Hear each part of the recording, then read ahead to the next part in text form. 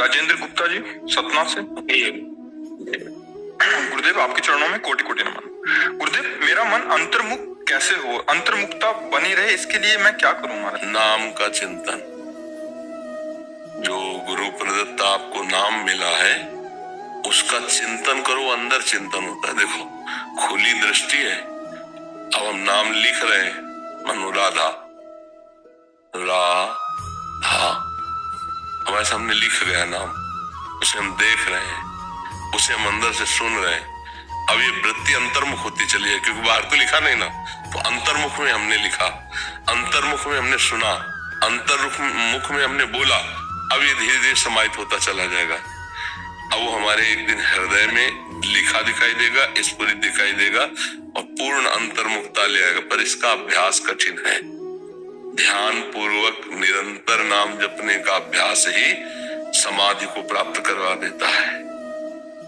सत दीर्घ काल निरंतर सत्कार सेवितो दृढ़ भूमि राधा राधा राधा, या जो नाम गुरुदेव ने दिया हो, नारायण हरि राम कृष्ण सब उन्हीं के नाम है।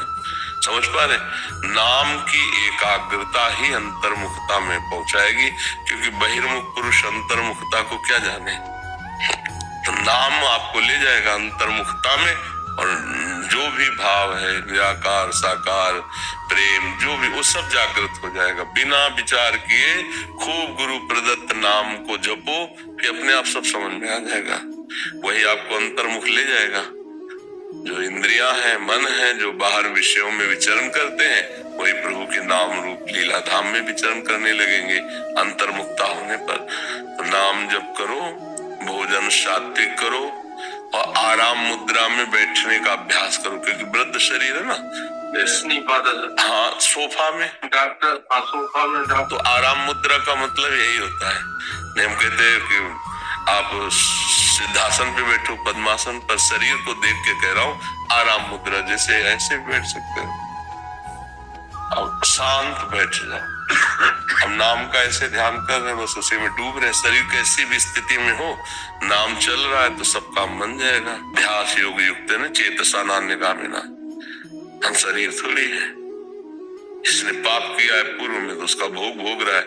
गाड़ी की जरूरत है मंजिल तक पहुंच जाना, मंजिल में पहुंच गया, आग लग जाए, क्या फर्क पड़ता है।